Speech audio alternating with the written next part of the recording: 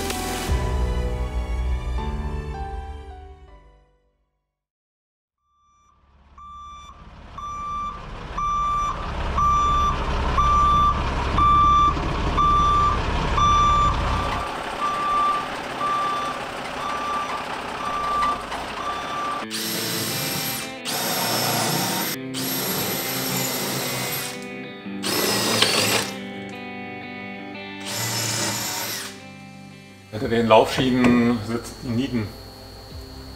Die kriege ich da nicht rausgebohrt. Aber nur schwer. Aber ich wollte die Schienen erstmal noch nicht runternehmen, weil ich noch nicht weiß, ob ich das Fahrzeug noch zwischendurch noch mal rausfahren muss und es regnet derzeit. Ich wollte so lange wie möglich das sozusagen zumachen können. Also vor Regen schützen.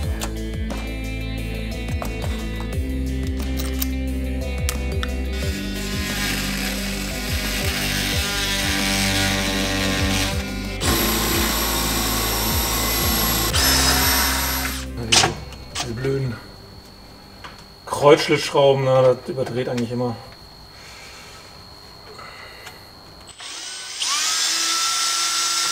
Aber mit ein bisschen mehr Gefühl.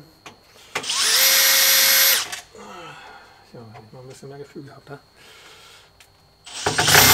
Nee, kommt nicht.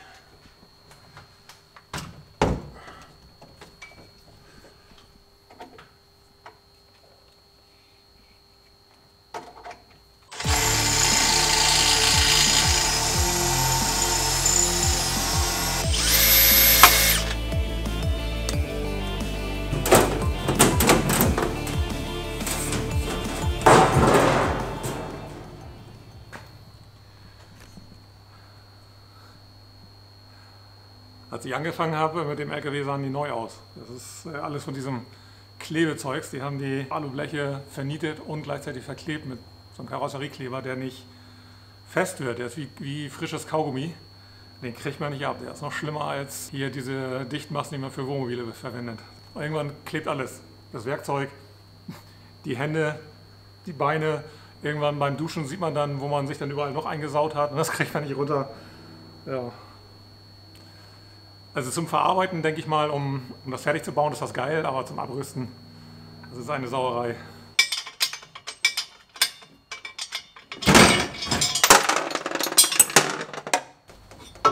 Oh, ist das leicht.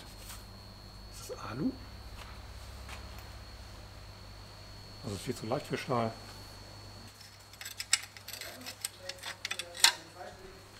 Werkzeuge für Männer.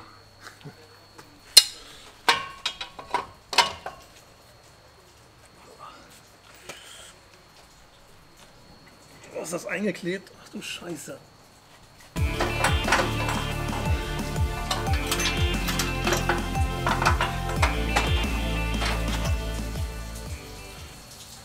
Es riecht so ein bisschen nach Pferd. Ja. Naja, also Rohre kann man immer noch am besten mit Hanf abdichten.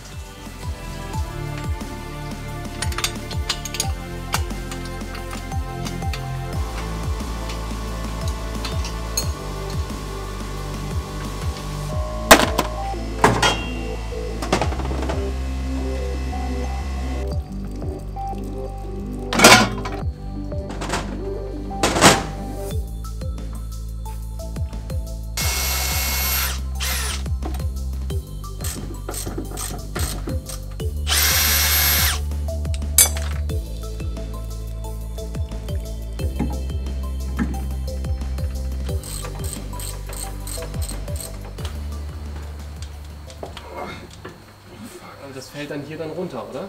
Wenn ich es nicht halte. Im Moment, genau, das würde runterfahren, wenn du das nicht hältst. Aber erstmal wird es hier jetzt draufknallen.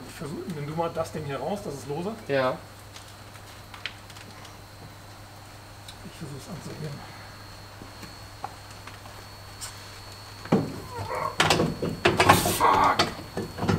Kannst du es nicht halten? Nee. Okay, ja, dann wieder rauf. Raus. Runter? Ja, wieder drunter schieben. Wir wickeln den ab. Hält das jetzt relativ stabil da, dass ich nicht so rollen kann, oder? Ja, so ein Schlauch hat doch irgendwie Gewicht, ne?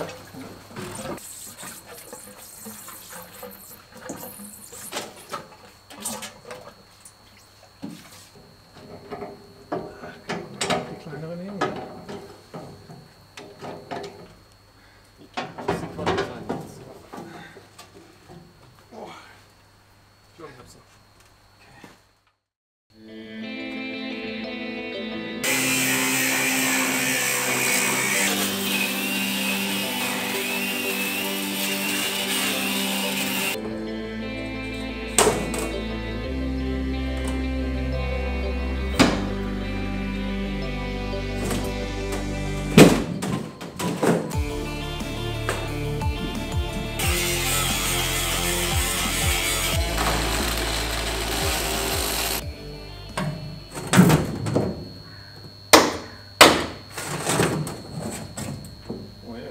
Steht da?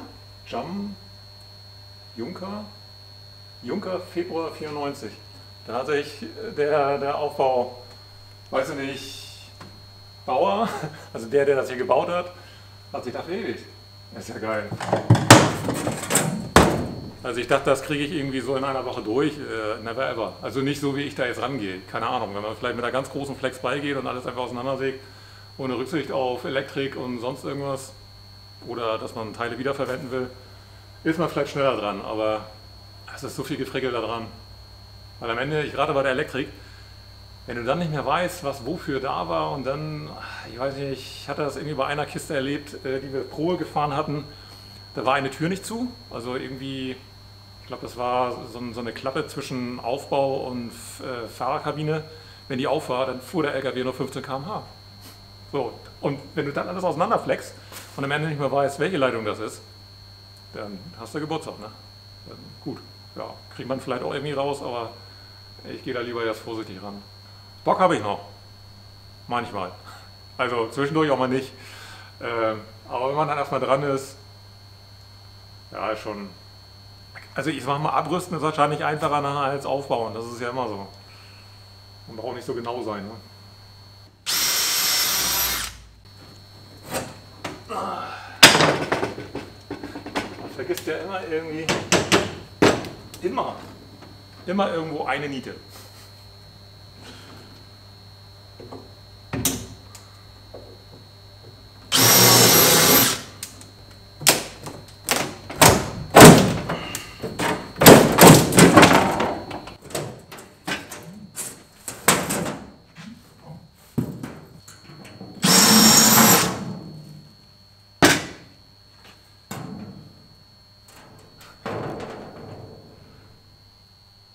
Sowas ist immer ganz praktisch. Am Ende bezahlt man dann wieder 2,50 € dafür. Haben wir ja jetzt schon bezahlt, ne? Genau. Haben wir ja schon bezahlt. Und ja, wenn man das Geld nicht übrig hat, dann braucht man erst gar nicht anfangen, bla bla. Nee. Also ganz ehrlich, ich bin fürs Recycling.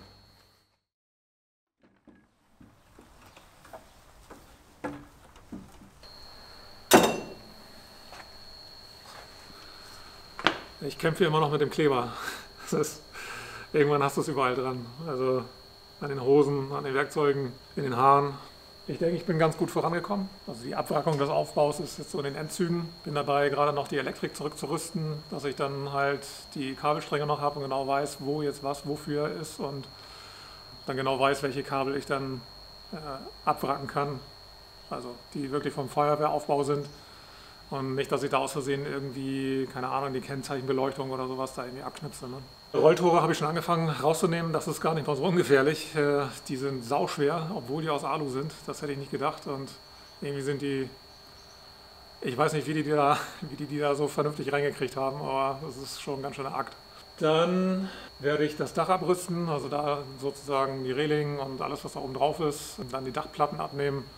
Und dann geht es eigentlich sozusagen ganz grobe. Dann werde ich das Gerüst, also den Rahmen, das ganze Gerüst hier, nach und nach abflexen und Stück für Stück runternehmen. Klar könnte man jetzt auch irgendwie gucken, hätte man das irgendwie mit einem Trecker machen können. Trecker haben wir jetzt gerade hier nicht und so geht es halt auch. Und ich mag das eigentlich, wenn ich das so kontrolliert nach und nach runternehme. Weil zerlegen werden wir ihn sowieso, verkauft kriegt man die Dinger eh nicht mehr und die gehen dann sowieso auf den Metallschrott. Das ist schade, weil es echt, naja, ist schon was Schönes. Also so ein Feuerwehraufbau, das ist ja alles handgefertigt und das merkt man halt auch. Es tut schon so ein bisschen in der Seele, wie den jetzt irgendwie so zu zerstören im Prinzip. Ne? So, naja.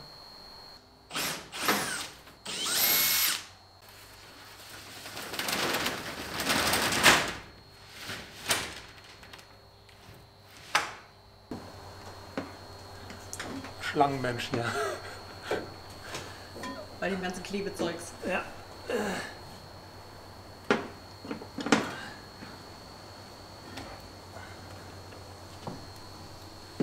Na, bist du froh, dass wir nur so einen kleinen Aufbau haben?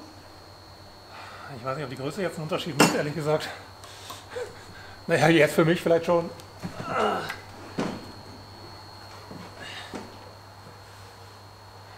Sag mal, warum bist du jetzt da rausgekrabbelt? Vielleicht erschließt sich das dem einen oder anderen nicht so Ja, gleich. die Rolltore kriegt man halt irgendwie nicht abgeschraubt, wenn sie nicht runter sind, also wenn sie nicht ausgezogen sind. Deswegen muss ich das erst runter machen und dann kann ich nur von innen schrauben. Und ich muss irgendwie sehen, weil die sau schwer sind, dass ich sie irgendwie kontrolliert jetzt rausgezogen kriege, dass da jetzt kein Unfall passiert. Aber sicher bin ich mir jetzt immer noch nicht. Sicherheitsschuhe habe ich natürlich an.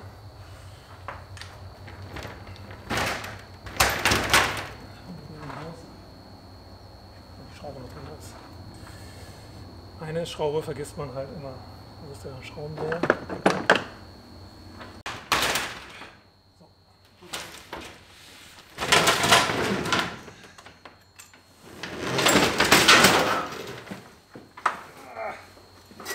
Sehr professionell ausgebaut.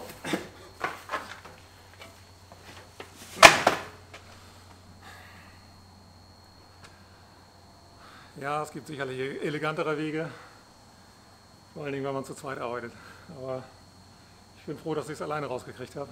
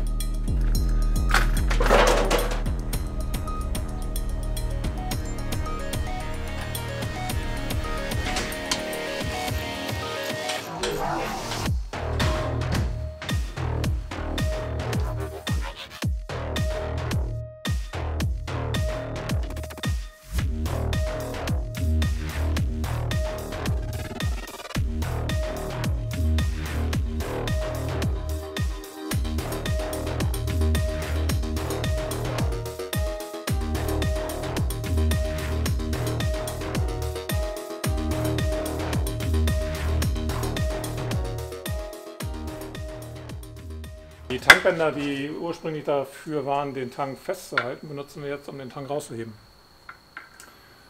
Uli hat jetzt gerade den Tank einmal hochgeliftet mit dem Wagenheber, und so dass wir drunter kommen. Und dann haben wir einen Kettenzug und da versuchen wir den Tank dann mit dem Kettenzug rauszuheben.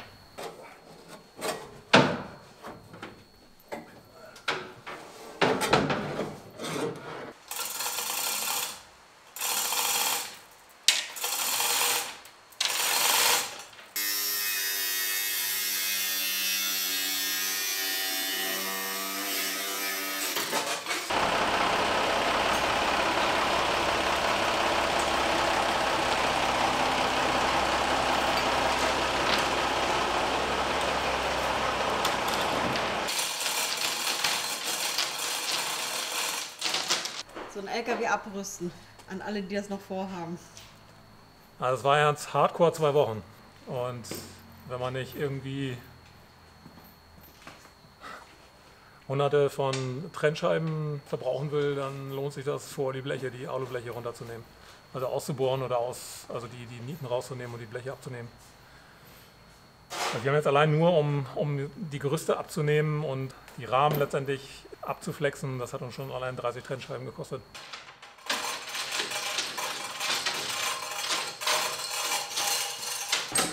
Das ist eigentlich ganz geil. So aus den Materialien der abgewrackten Feuerwehr baut man sich das halt noch so zurecht, dass man den Tank runterlassen kann und lagern kann. Ich habe jetzt hier nochmal aus den alten Aufbaurahmen mir so einen Rollwagen gebaut. Mal sehen, ob wir den bewegt kriegen. Jo, hier sind wir auf der Bahn.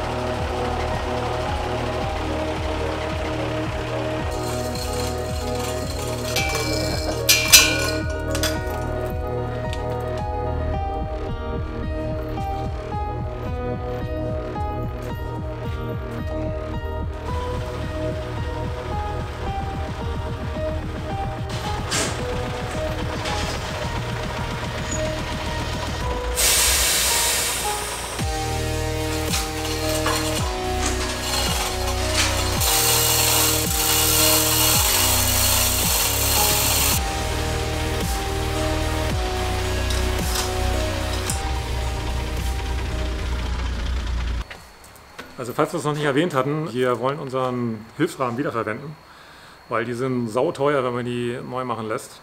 Und das war unter anderem auch der Grund, warum wir uns für den 917 entschieden haben, weil der hat dieselbe Rahmenbreite. Okay, kannst du auch rum? Ja. Das Ding ist nicht so schwer wie deiner, definitiv, aber ja. Also es ist schon erstaunlich, ne? Dass so ein Rahmen so eine Kabine tragen kann. Ne? Aber es ist eigentlich nur deswegen, weil unsere Kabine halt im Prinzip den zweiten Teil des Rahmens integriert. So. Nur deswegen geht das. Also unsere Kabine hat einen Stahlrahmen und da sind halt ja die Aufnahmen drauf für die Dreipunktlagerung und das hat an sich dann halt auch nochmal die Steifigkeit für die Kabine. Deswegen muss der hier nicht so fett sein. So.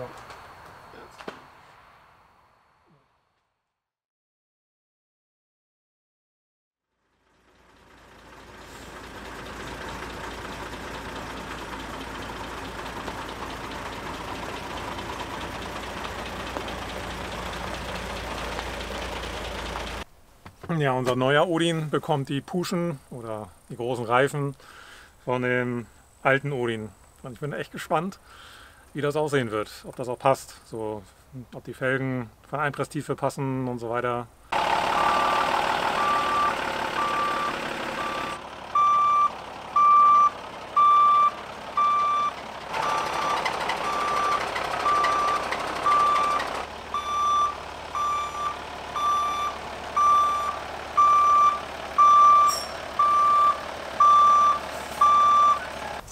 Ja, es wird ganz schön eng am hinteren Kotflügel, aber ich glaube, das würde ich sowieso abnehmen. Der Odin ist auch ein Tick höher. Also ich glaube, so weit runterziehen würde ich es nicht. Ja, weiß ich noch nicht. Natürlich auch so eine Steinschlagsache. Aber bei Odin hatten wir das auch nicht und dann würde ich lieber irgendwie gucken, dass ich einen Steinschlagschutz für die Aggregate irgendwie da mit Riffelblech baue oder sowas. Das hat jetzt eigentlich nur optische und nicht praktische Motivation. Aber irgendwie bei sowas, da sind ja auch Emotionen wichtig. Ne? Und wieso läuft doch? Ja, bis hier. Ist halt nah dran. Ist halt, wenn er einschlägt, dann muss man halt gucken, wie es dann aussieht. Ne? Ja. Aber theoretisch könntest du auch hier nochmal irgendwas drunter setzen, Ja. ne? Dass der einen Tick nach oben kommt. Hast du irgendwie einen Abstandshalter dazwischen und dann kommt das noch ein Tick nach hinten. Ja. Das geht alles. Das baut man irgendwie um.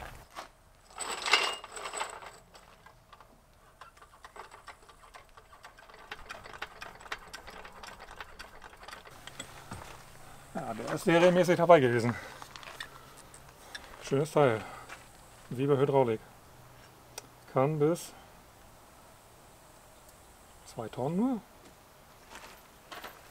12 Tonnen. Nee, achso, der wiegt 2 Kilo. Ja, das war jetzt mal peinlich gerade. 12 Tonnen. Wer lesen kann, ist klar ein Vorteil. So. Und noch diverses Bordwerkzeug. Und.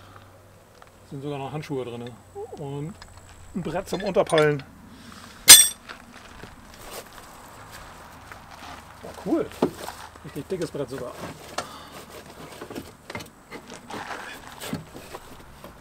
So ein Hartholzteil. Das ist gut.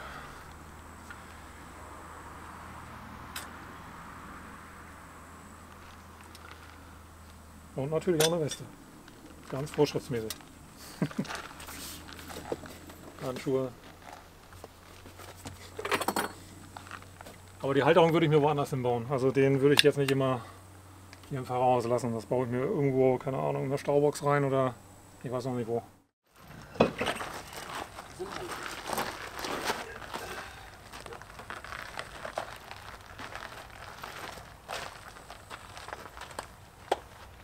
Lässt sich auf jeden Fall einfacher wechseln als die Riesendinger, ne? Also ich sag Ja, wollen wir wieder ranbauen? also Und von gar der nicht in die Tüte. Da hat die Frau noch was mitzureden. Ja, aber trotzdem ist das eine Überlegung wert, ne? Also gerade wenn man so unterwegs ist und dann so ein Reserverad irgendwie auf dem Gepäckträger nehmen, das ist mal, würde ich sagen, ungefähr das Gewicht, was nur die Decke hat. Würde ich so fast meinen von uns. Also weniger noch. Also das Ding hier wiegt weniger als nur die Decke, die wir dabei haben.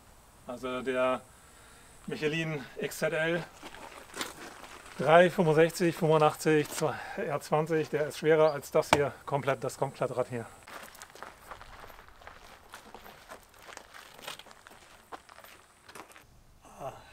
Da werden Erinnerungen wach.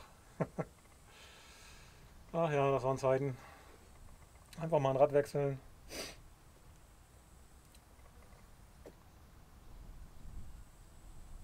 Ciao.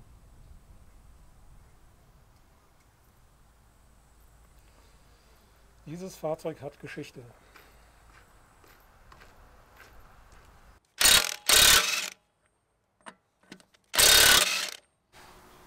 Wie oft hast du die Reifen rauf und runter genommen, als du die Bremsen gemacht hast? Ich weiß nicht mehr. Also 10-mal bestimmt. Wollen wir einen Test machen? Reifen aufheben. Ja. Kriegt man auch hoch, aber das ist mal eine andere Hausnummer. Ich werde auch noch mal probieren. Ich will auch mal noch mal überlegen, ob ich auf diese Reifengröße wechsle. Ob ich das wirklich will. Ich muss gleich da noch mal zum Vergleich machen, aber... Ja, mach. Was mich mal interessieren würde, ob die Felgen, und so sieht das nämlich für mich aus, die gleiche Breite haben. Das ist krass, das ist echt ein Unterschied. Wie Tag und Nacht, ne? Ja.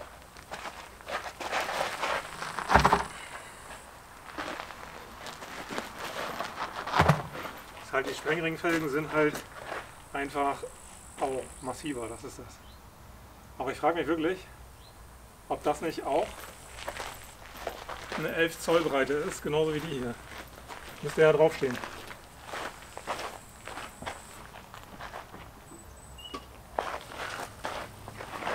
Südrad 11x20. Also irgendwie würde ich ja diese Felgen lieber behalten, ne? Als die Sprengringfelgen. Machen wir mal ehrlich, ne? Das ist schon ein Gewichtsunterschied. Also nicht nur klar, der Reifen ist schwerer, aber eigentlich will ich keine Sprengringfelgen mehr haben. Jetzt werdet ihr natürlich sagen, ja, wieso? Kann man dann ja von selber runterziehen und man kann sich selber helfen. Ist ja auch richtig. Aber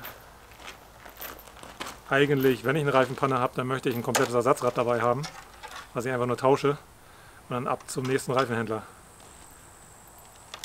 Klar, es gibt Länder, wo man 2 Reserveräder braucht.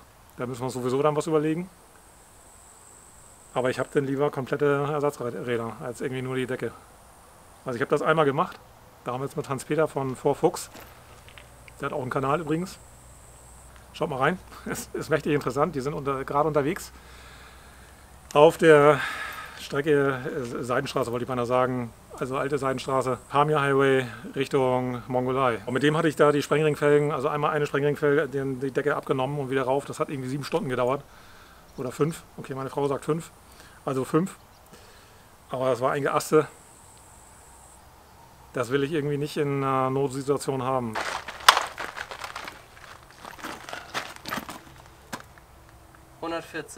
Den 140,0? 140,9, ne? So. Ne, 1. Jetzt meine Hand noch drauf. Ja, 140 Kilo. 140 Kilo. Also ich würde fast sagen, dass die, vielleicht wiegt das Ding, also maximal 100 Kilo. Ja, ich sag, ja, ich wollte auch so bummelig 100 sagen. Ja. Also Ich sag dann 103. ich müsste ja fairerweise sagen, ne, weil ich ja gesagt habe, dass irgendwie das ganze Rad genauso schwer ist wie die Decke. Aber ich meine, dass die Michelin-Decke, die ist 80 Kilo schwer, also müsste ich ja jetzt sagen, dass das Rad 80 Kilo schwer ist. Aber ich glaube, es sind eher 100. Aber gut, fairerweise, du wolltest 100 sagen, dann sage ich jetzt 95. Gut, 95 zu 103, mal schauen.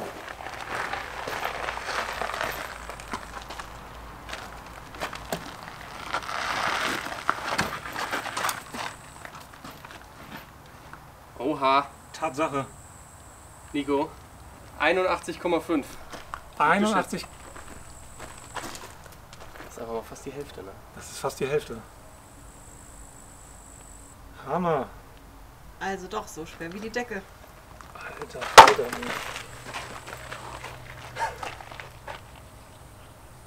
Aber wie wechsle ich jetzt? Also ich würde echt gerne lieber diese Felgen haben hier.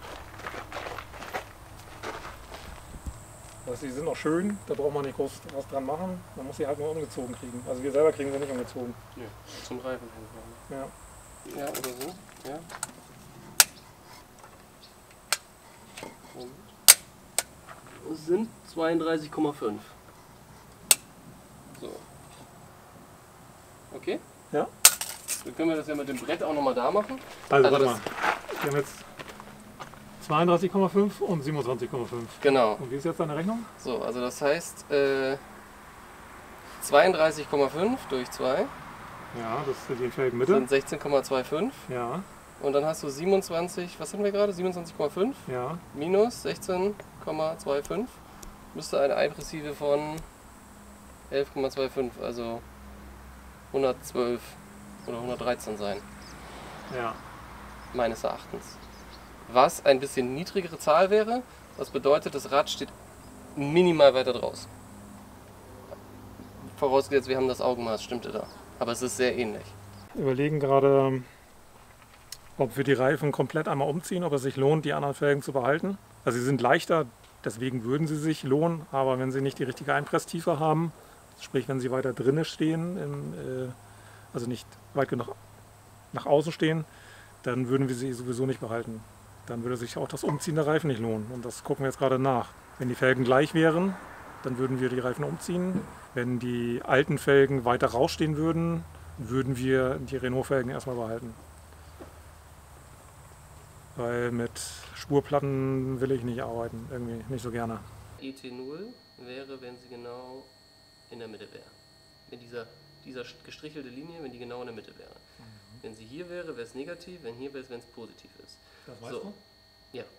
Okay.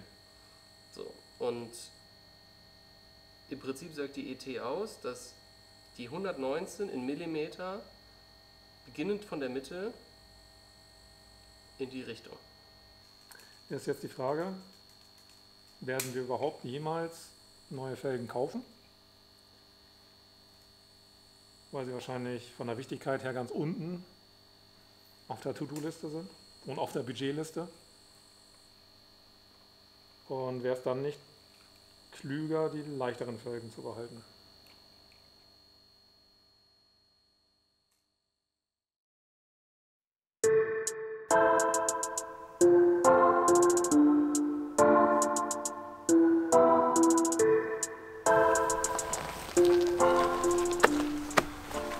Wir haben uns für die leichten Felgen entschieden und gegen die Sprengring-Felgen, weil ich denke, dass das erheblich leichter wird.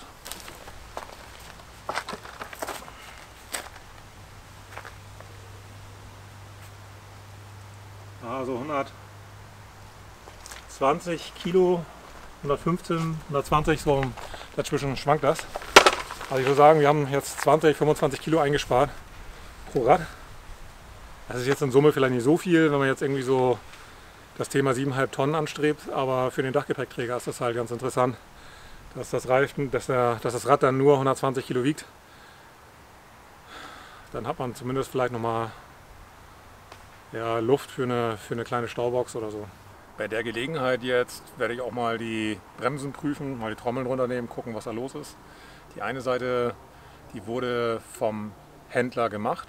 Dazu auch nochmal etwas, was ich sagen wollte. Wir haben da halt auch einen Händler gefunden, wo ich mich gut gefühlt habe. Er hat gesehen, dass ich mit ein, zwei Sachen mich so schwer getan habe, sagen wir mal Defekte an dem LKW, und die hat er dann behoben. Und für mich war das dann vollkommen okay. Und so stelle ich mir das halt auch vor. Wir haben in einer Videos davor so ein bisschen Feedback gekriegt, so ja, ne, wie könnt ihr nur so auf den Händlern rumhacken? Jeder hat natürlich eine andere Erwartungshaltung. Ich würde als Händler zum Beispiel, wenn ich jetzt Händler wäre, würde ich das Fahrzeug, wenn ich weiß, dass da jemand kommt und den Probe fahren will, dann würde ich den erstmal, wenn er schon so lange gestanden hat, selber fahren, dass diese Probleme mit den Bremsen, wenn sie halt wirklich nur von verrosteten Trommeln herrühren, das würde ich halt beseitigen, damit da gar keine Unsicherheit entsteht. Das war halt nicht der Fall. Und das finde ich halt schon ein bisschen schwach. Gut, ich gucke jetzt hier mal rein und hoffe, dass ich da kein Öl finden werde, aber das ist halt einfach, ja, die Dichtringe, die Wellendichtringe, die sind halt 30 Jahre alt und die werden dann halt schon mal irgendwann undicht. Aber trotzdem hoffe ich, dass da noch nichts los ist, dass die Bremsbeläge noch alle trocken sind. Das wäre halt schon ganz schön. Und gleichzeitig wollte ich mal gucken, wie halt der Kolben, der Bremskolben, also hier drinnen, wie der aussieht.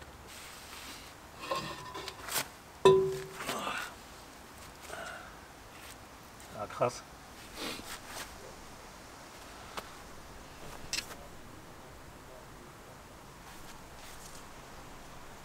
Da kann man halt schön sehen, die Bremsen sind natürlich, die Feststellbremsen sind fest. Der stand jetzt eine Weile so, der Regen ist da drauf, das ist halt richtig verrostet. Dass der jetzt natürlich ganz am Anfang, wenn man mal losfährt, mal eine ordentliche Vollbremsung macht, das ist schon klar. Aber das müsste sich eigentlich innerhalb von 5 Minuten, wenn man das so ein paar Mal gebremst hat, müsste sich das eigentlich weggeschliffen haben.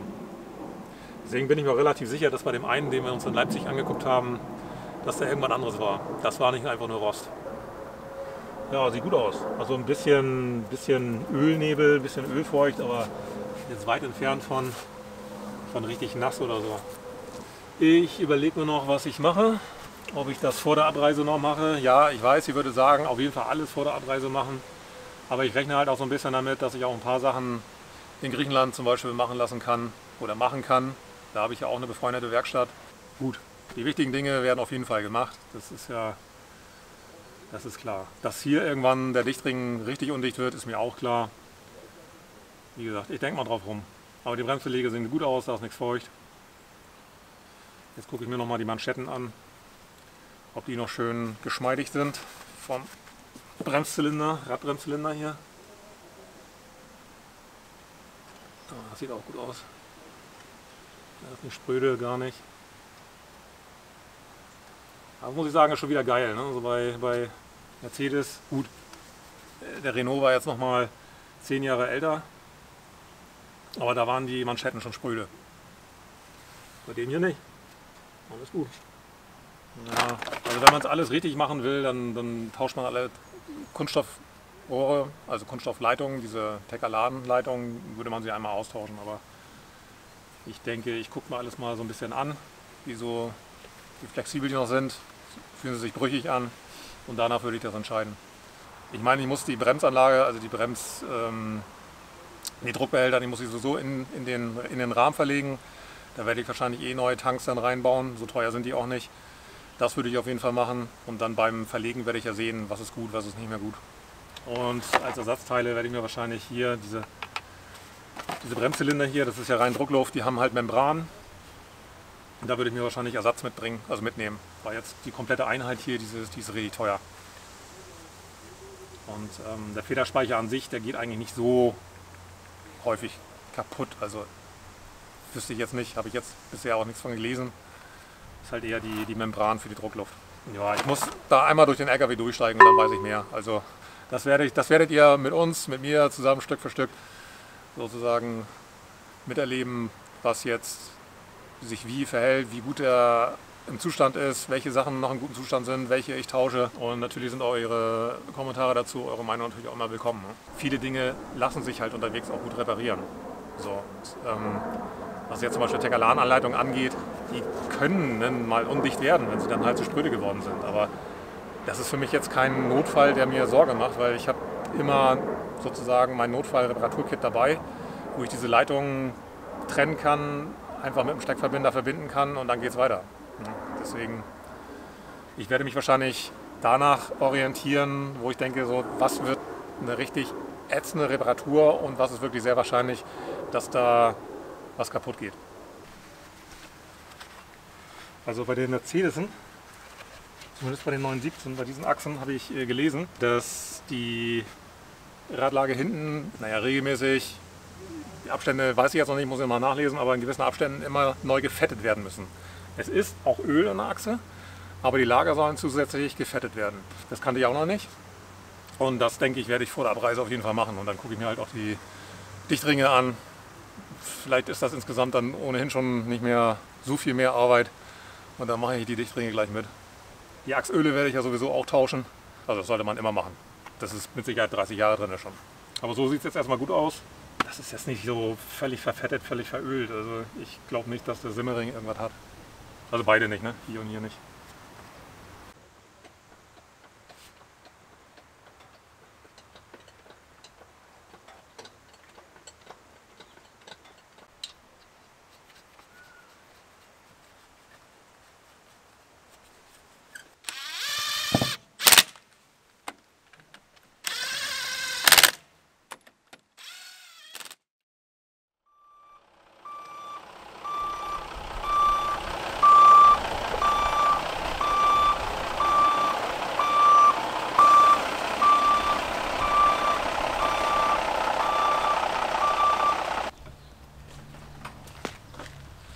Immer wieder eine Freude, da den Motor anzumachen, einzusteigen. Der Geruch alleine schon, alles schon richtig schön.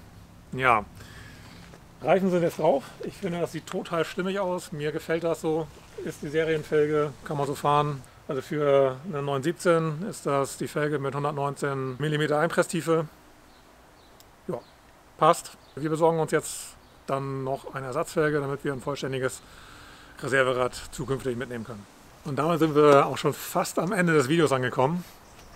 In den nächsten Videos geht es um den Hilfsrahmen. Der muss ja angepasst werden. Die Aufbaurichtlinie des 917 gibt da so ein paar Sachen vor, die wir beachten müssen. Und wir haben natürlich auch schon eine Firma gefunden, die uns dabei hilft.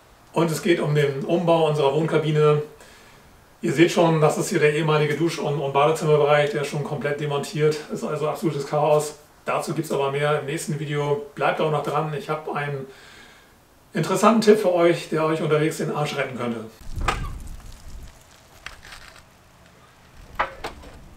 Im letzten Video hatte ich euch ja gefragt, was es eventuell mit dem Fahrradschlauch auf sich hat. Und einen kaputten Fahrradschlauch. Was es damit auf sich hat, erkläre ich vielleicht später nochmal. Aber ihr könnt ja mal raten. Vielleicht platzt euch ja unterwegs auch mal ein Kühlschlauch, so wie es bei uns passiert ist. Und dann kann euch dieser Fahrradschlauch schon mal retten. Was ihr dazu braucht zusätzlich ist natürlich ein bisschen Rödeldraht. Den hat man eigentlich immer dabei. Und entsprechend Schlauchschellen. Ich habe jetzt nur so ein kurzes Stück dabei. Das ist jetzt ungefähr so ein Durchmesser, was so ein größerer Kühlschlauch haben kann. Und im Grunde genommen, was ihr machen müsst, wenn jetzt dieser Kühlschlauch irgendwo einen Riss hat, irgendwie aufgeplatzt ist, man zieht den Fahrradschlauch da durch. Jetzt muss man einen Cut machen, weil das dauert ein bisschen länger. Wölbt ihn so über den Schlauch rüber und setzt ihn dann entsprechend auf das Anschlussstück rauf. Ist ein bisschen schwieriger natürlich, weil jetzt der Durchmesser verkleinert ist und das Ganze sehr unter Spannung ist. Man muss auch ein bisschen aufpassen, dass das hier nicht runterrutscht. Vielleicht behilft man sich damit, indem man halt die Schlauchschelle vorher schon mal so ein bisschen drauf macht und zuzieht, dass es nicht abrutschen kann. Muss man ein bisschen fummeln. Es ist ja auch letztendlich nur eine Notlösung. Und der Rödeldraht ist zusätzlich da, falls der Riss etwas größer ist und er eben halt ordentlich geplatzt ist, dass man die ganze Struktur dann nochmal mit dem Rödeldraht umwickelt, sodass der Fahrradschlauch sich aus dem Riss dann nicht so leicht rausbewegen kann. Das Ganze könnte man dann theoretisch zusätzlich noch fixieren mit Panzertape und ich denke, dann sollte man zumindest aus der Notlage wieder rauskommen.